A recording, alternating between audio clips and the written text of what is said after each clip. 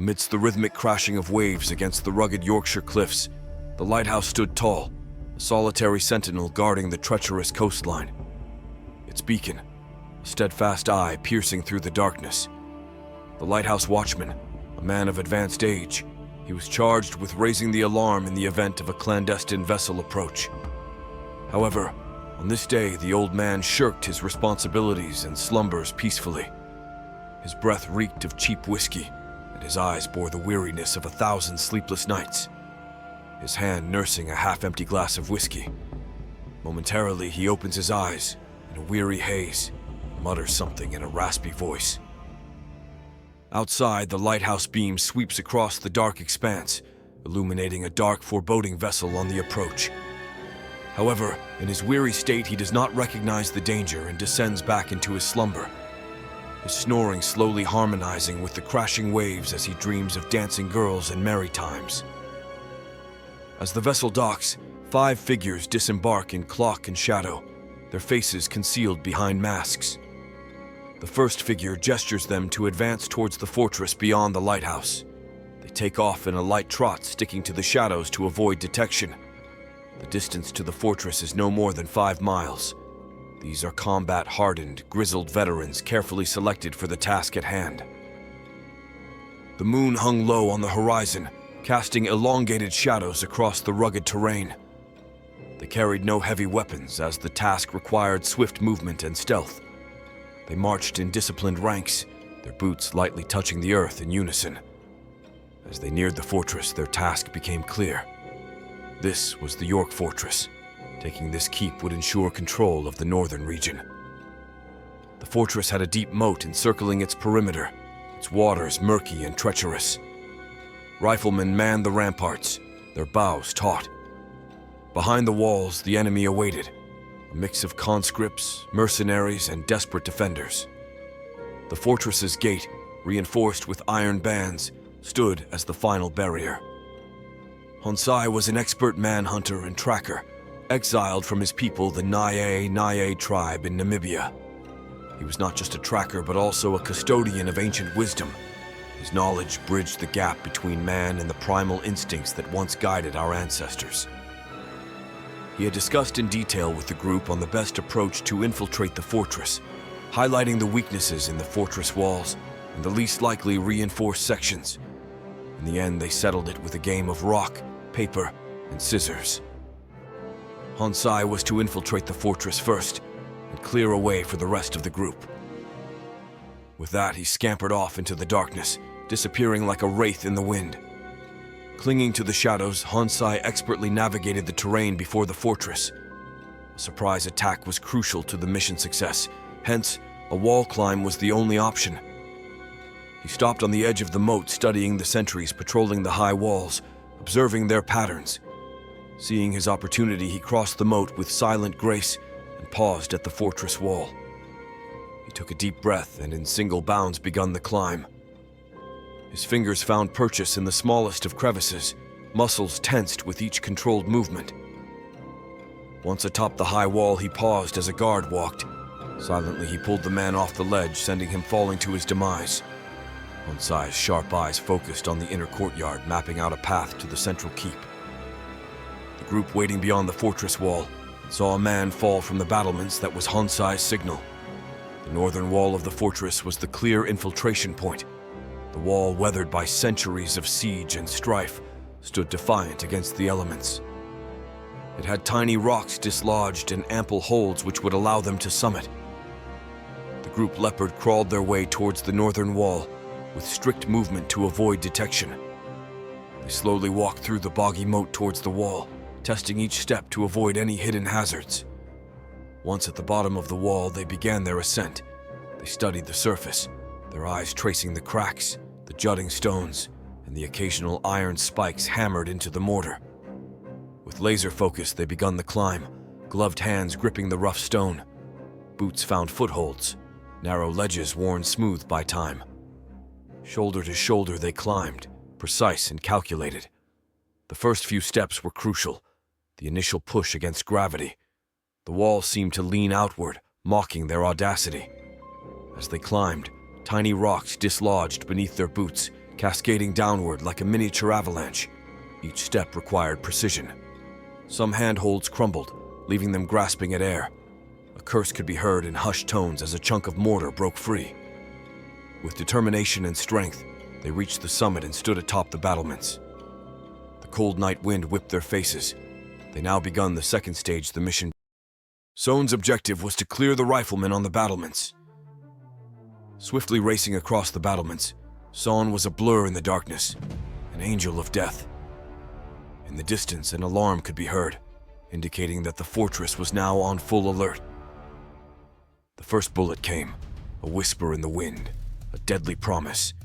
It brushed against Sohn's cheek, leaving a faint trail of warmth. Eyes widening, pupils dilating as Sohn assessed the trajectory, catching a glimpse of the rifleman in the distance. There was no time for fear, only instinct. The rifleman took aim, reloading as swiftly as he could.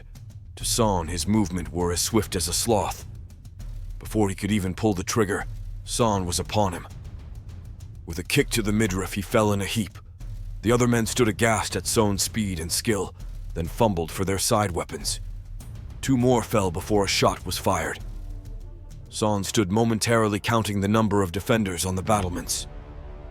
100 riflemen stood before Sohn in various states of alertness. The men, seeing their fallen comrades around the ghostly assassin, refocused their attention towards Sohn. 100 riflemen formed a barrage of death towards Sohn, in a fluid motion that defied the laws of physics. Sohn's boots gripped the earth, propelling sideways. The first bullet sailed past, missing by a hair's breadth. More followed. Sohn twisted, bent, and contorted, becoming a canvas of evasion. Bullets whizzed by, some phasing through shadows which was once occupied by Sohn's body. Moving like a leaf caught in a tempest, defying gravity. As the last shot was fired, Sohn's form vanished into smoke as if a phantom. The riflemen stood motionless, not knowing what to aim for, some with noticeable relief as if their lives spared. Their false sense of security was reaffirmed by the guttural sound of a man losing life. Sohn reappeared as a specter, several more men falling. The battlements raptured in chaos as men fell seemingly without cause. 10 men, 20 men, 30 men, Sohn counted. It was a grim dance. Fists hardened in realms beyond mortal ken pummeled flesh under the moonlit sky. The defenseless riflemen stood bedazzled by this display of close-quarter combat. More men continued to fall. The remaining strugglers, knowing the futility of this encounter, dropped their weapons, turned and ran. One rifleman stood out and showed some resolve by standing his ground. The man stood firm despite being paralyzed with fear, trembling and shaking in the face of his certain demise. Sohn swiftly moved in for the fatal blow. Just before the blow struck, Sohn skillfully halted the blade. The man had earned his life. Sohn turned to leave. The last man stood in disbelief, felt his body for injuries. Relieved, he called out, What kind of man are you?" "I am no man," Sohn replied coldly. As Sohn disappeared back in the darkness, the man briefly caught a glimpse of the long raven hair flowing from the back of Sohn's mask.